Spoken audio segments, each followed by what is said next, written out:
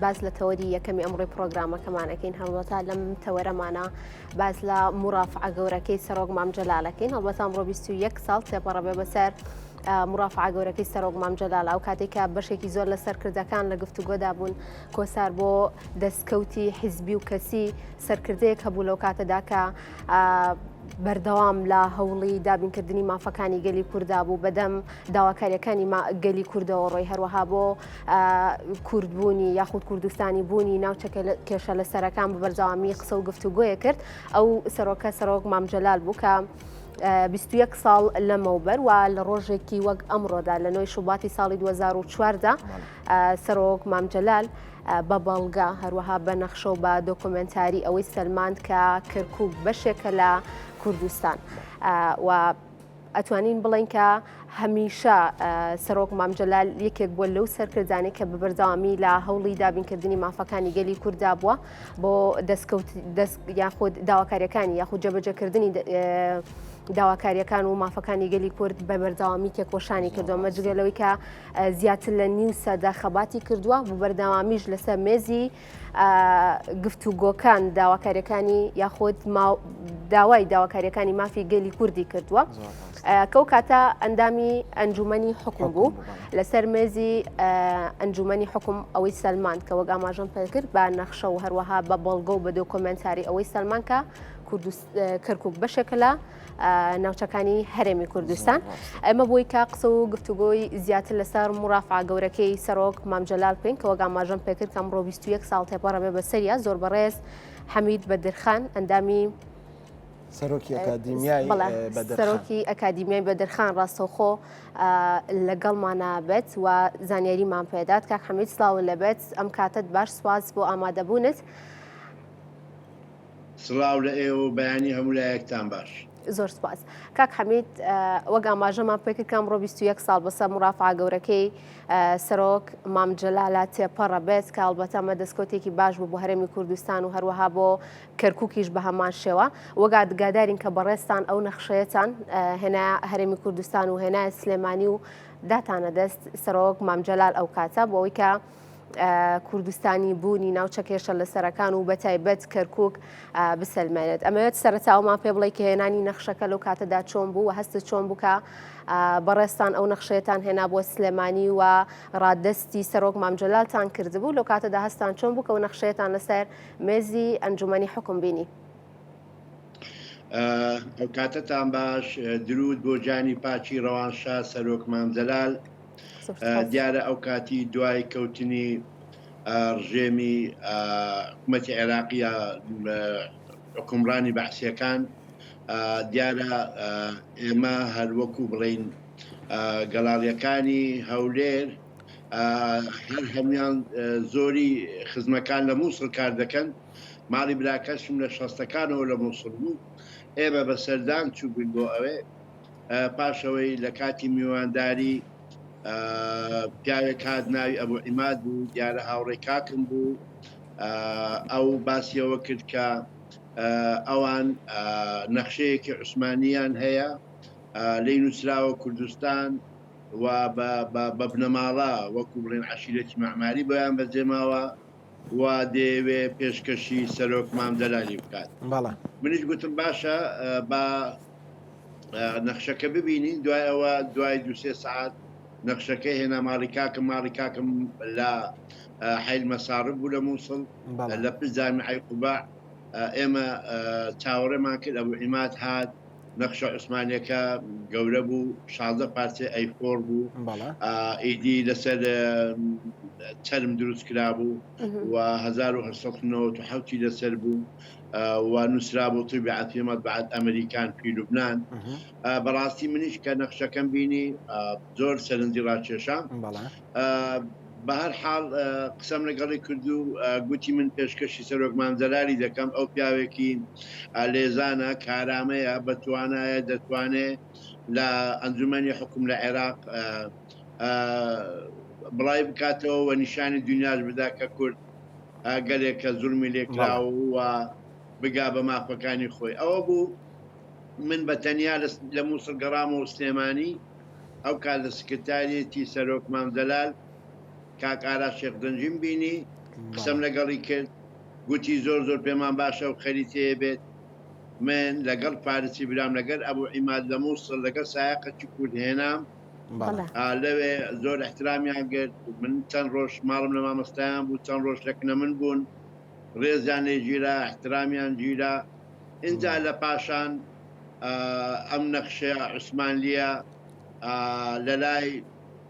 سەرۆکێکی سیاسی کابانێکی سیاسی ڕۆشنبیر و ڕوونەکبیرێکی سیاسی دواندرا زۆر بە وردی زۆر بە جوانی پێشکەشکی سەرکردە کانی عراق بکات و لە مەجلیس حکوم نیشانی بدا کە ئەو قەدرەی ئەو غەدرەی سەدان ساڵە لەگەلی کورد دەکرێت دەڕێ ئەو نەخشە عوسمانلیەوە ڕاستەکانی ڕوون کردەوە و هەموو دانیان بەوە داناکە زووتر لە مادەی 58 دوای ئەوە لە مادەی 140 مافی گەلی کورد دەستنیشان کرا بۆیە ئێمە وەکو ئەکادیمیای بەدرخان شانازی دەکەین بەو نەخشە عوسمانلیە کە پێشکەشی سەرۆک مامدەلالمان کردووە و بە تایبەتی بەڕاستی برازایەکانم ماڵی ڕەوانشاد فارسی برام و بەڕاستی ئەمە کارێکە پێش 21 ساڵ کردومانە و هەمیشە شانازی بەکارەکانی خۆمان کردووە دەکەین و بەڕاستی سەرۆک مامدەلال توانی کاک حەمید ئەو نەخشە عوسمانلیە کاک حەمید ئەگەر زانیاری و هەبێت و جەنابەت خۆت ئەم نەخشەیە و بینیوە سەرەتا یەکەم کەس بوویت کە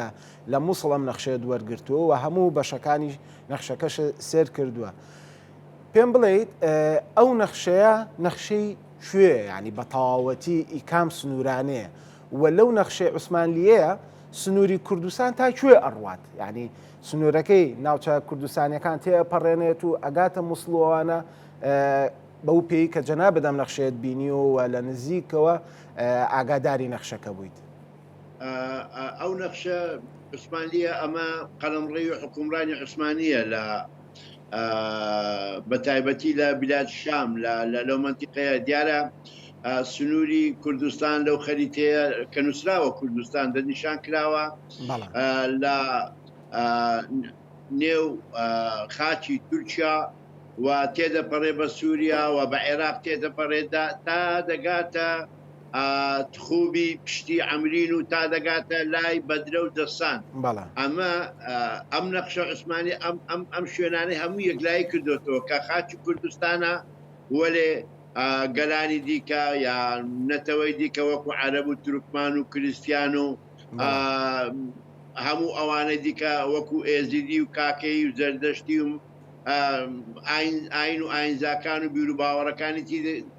دیکە تێدا دەژین بۆیە بەڕاستی ئەمە خەریتەیەکە نەخشەیەکە هیچ شتێک قبوڵ ناکە بۆیە سەرۆک مامدەلال چەند جارێک لە دانیشتنی تایبەتی باسی لەوە کردووە کە ئەم نەخشە عوسمانیە لە مووسڵەوە بەدەستی گەیشتووە سەرۆک مامدەلال چەندین جار ئاماژەی بەوە کردووە کە ئەوە لە ڕێگای حەمید بەدرخان و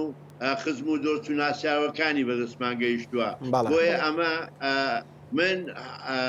هەموو ساڵ لە هەشتی شوبات خۆم ئامادە دەکەم بۆ بەیانی چی دەبێ و بۆ زانیاریشتان دەربارەی ئەو خەریتەیە لە ئینسکلۆپیدیای هەولێر 2009 چاپ کراوە بڵاو کراوەتەوە لە ئینسایکلۆپیدای یەکێتی نیشتمانی کوردستان کە بەڕێز پەرید ئەسەسەر شاییدا لەسەر ئەوەی کە پێش ئەو خەریتەیە بچێت بۆ سکرتارێتی هەواڵ مامدەلال فەرید ئەسەسەر بینیوێتی مامەستا جەمال عەبدول بینیوێتی و زۆربەی لە کەسەکانی دیکە کە لە ژیان ماون و بەڕاستی فیلمێکی دیکۆمنتاری لەسەر بەشدار هەژار ئامادەکراوە بۆ لەو فیلمە چەندین فیلمی دیکۆمنتاری دیکە وهانا چۆمانی راپۆرتێکی زۆر جوانی لە رادیۆی دواڕۆژ بڵاو کردوتۆ جگە لەوە سەدان ریپۆرتاژ لە کەناڵی کورسات لەگەلی کوردستان لە کەناڵە لۆکاڵی و کەناڵە نێودەوڵەتەکانیش لە ئەڵمانی لە ڕووسی لە فەڕەنسی بڵاو کراوەتەوە باشە کاک هەمی جیاواز لە نەخشەکە گەباز لە ڕۆڵ و گرنگی سەرۆک مامجەلال بکەین ئەتوانین بڵێن تا چەند گرنگ بۆ کاتەوە پێویست بوو کە سەرۆکێکی وەک سەرۆک مامجەلال هەبوو لەو کاتەیە و ئەتوانین بڵێن کاردانەوەکان لەو کاتەیە چۆن بووە کە سەرۆک مامجەلال کوردستانی بوونی کەرکووکی سەلماند کاردانەوەی چۆنی لە ناوخۆی عێراق هەروەها لە دەرەوە لێکەوتەوە. طبعا سەرۆک مامجەلال دیگە لەوەی وەکو کارێزما وەکو سەرۆکێک وەکو کەسایەتێکی گرنگی بواری سیاسی لە هەمان کات مامجەلال ڕۆژنامەنووسێکی لێ هاتوو و قەڵەمێکی جوان بوو ئەو سەرکردە نەمرە یعنی بەڕاستی یعنی من پێم وایە ئەگەر ئەو نەخشەیە لای هەر سەرکردەیەکی دیکە بە نەی دەتوانی وا ئەکتیڤ بێ کە سەرۆک مامجەلال لە مەجلیس حکوم کرد چونکە بەڕاستی ئەمە لێ هاتووی دەوێ ئەمە شارەزایی دەوێ بەڵام سەرۆک مامجەلال ئەو لێ هاتوو توانایە هەبوو کە بتوانێت کەسی بەرامبەری قەنەعەت پێ بکایان بەپێی ئەو باگراوندە ڕووناکبیریە گەورەیە هەی بوو یعنی ئەو دەیتوانی بەڕاستی شتەکان قەنەعەت پێ بکەوە يعني ام نقشه عثمانيه طبعا لا بيست دروس كراوه طبعا نزيكي 130 صارت دروس كراوه كثير رنگكاني تيك نتوا وسروك مامجەلال تواني براستي لێزانانە ئەم خەریتەیە نیشان بدا و توت سیرکە لە کاتی نیشاندانی نەخشە عوسمانیەکە سەرکردەکان هەر هەمووی حەپەساون هەمووی سەریان سوڕماوە لە بەرامبەرەوەی کە تۆ سەرۆک مامجەلال باسی ئەو نەخشە عوسمانیە دەکا بۆیە من پێم وایە تەنیا و تەنیا بەس سەرۆک مامجەلال توانی و تەنیا سەرۆک مامجەلال توانی ئەم شتەیە بە شێوەیەکی ورد بە شێوەیەکی ڕوونتر لە بەرامبەر ئەو مافەیکە سەدان ساڵە لەگەڵی کورسەوت کراوە ئەو بەڕێگایەکی باوەڕ پێکرا و سەربێنران لە ڕێگای داتا و لە ڕێگای سەرژمێری و لە ڕێگای کاک حەمید ویسم پرسیاری ئەوە بکەم بزانم لە ڕێگەی ئەم نەخشەیەوە کە نەخشەیەکی سەردەمی عوسمانلیە و هەموو ناوچە کوردستانیەکانی تیا دیاری کراوە لەم لاشەوە ئێمە لەو سەردەمەیە ئەنجومەنێکە بوو بەنای ئەنجومەنی حکمەوە کە هەموو سەرکردا شیعە و سوننە و کوردەکانی ناو عێراق بە معارەزەشەوە لە ناو ئەم ئەنجومەنی حکمەیە بوون تا چەند توانرا لە ڕێگەی ئەم نەخشەیەوە ئەم مەجلیسی حکومە تێبگەیەنرێت کە ئەمە ناوچە کوردستانیە ئەمە ناوچەیەکە کە تایبەتە بە کورد ئی کووردە و داگیر کراوە سەرۆک مامجەلال لە وتەیەکدا دەربارەی مرافعە قسە دەکا دەڵێت ئەندامانی مەجلیسی حکوم دەڵێت سەدان ساڵ پێش ئێستا دانراوە بە دەوڵەتی کوردی کە ئەمە مافمانە بێت دەوڵەتی کوردی ئەوە بکەین ئێستا دەکەین ئێوە ناڕازی لە بەرامبەرەوەی کە زیاتر لە مافی خۆمان داوا کردووە بۆیە یعنی بەڕاستی من پێم وایە گەلی کورد گەلێکی لێبوردەیە گەلێکە دەخوازێ وەکو گەلانی دیکە بژێ هیچ کاتێک گەلی کورد ئامادەجی نەبووە زەوی نەتەوەکانی دیکە داگیر بکە یا هەر شتێکی کە بەڵکو نەتەوەکانی دیکە قەت و ئامی کوردیان کردووە بە ناوی ئەنفال قەت و ئامی کوردیان کردووە بە ناوی چیمیاباران و هەموو شتێک من بۆیە بەڕاستی ڕێزکە و گەڕان بە دوای داتا و گەڕان بە دوای نەخشە کۆنەکان و گەڕان بە دوای هەموو ئەو شتانە من داوا لە دکتۆر محەممەد سابیر دەکەم کە لە داوەزراوەی مامجەلال بەڕاستی بەشێک بکاتەوە تایبەت بێ بە داتا بەشێک بکاتەوە تایبەت دێ بە نەخشەکان بۆیە ینی بەڕاستی پێویستە لەمڕۆوە کوردیش وەکو نەتەوەکانی دیکە کوردیش وەکو گەلانی دیکە کوردیش وەکو هەر نەتەوەیەکی دیکە ئەمڕۆ پێمایە دنیای سۆسیال میدیا دنیایەکی بەرپراوانە وا دەکرێت لە ڕێگای سۆسیال میدیا و سەنتەری لێکۆڵینەوەکانی دنیا زانیاری و داتا کۆ بکرێتەوە لە بەرامبەرەوەی کە هەرچی شتی نوێیە دەربارەی کورد و من پێشم وایە حەقا کەناڵە ئاسمانەکانی کوردی ئەوانەی زۆر ئەکتیفن لە بواری سوسیال میدیا ئەو ئەڵمان و فەڕەنسی و ئەمریکی و بەریتانیانە بدوێنن کە کتێبیان لەسەر کورد نووسیوە و کتێبیان لە ئینگلیزی کردوتە ئەڵمانی هەر لەسەر کورد و من پێم وایە کنە و پشکنین بکرێ دەربارەی هەموو ئەو زانیاریانەی لەسەر کورد بێگانەکان یا بڵێن خەڵکانی وڵاتانی دیکە بڵاویان کردوتەوە و من ئێستاش داوا دەکەم کە ئەو نەخشە عوسمانلیە و گرنگی زیاتری پێ بدرێ وردبوونەوەی لێکۆڕینەوەی ئاسمانی ئەو خەریتەیە دەکرێت لە ڕێی ئاسمانەوە لە ڕێی تەکنەلۆژیاوە و زیاتر گرنگی پێ بدرێ و بۆ دەکرێت زۆرترین زانیاریش کۆ بکرێتەوە. باشە کاک حەمیل لە قسەکانتە ئاماژەت بەوە کرد کە کورد هەمیشە یاخود دایما هەوڵی ئەوەی نەداوە کە خاکی نەتەوەکانی تر داگیر بکە بەڵام نەتەوەکانی دیکە هەمیشە هەوڵیان داوە کە خاکی هەرێمی کوردستان داگیر بکەن و سەرۆک مام جەلال هەمیشە لە یادەوەریەکانە یاخود لە بیرەوەریەکانە باسی لەوەی کردووە کە ڕژێمەیەک لە دوایەکەکان هەمیشە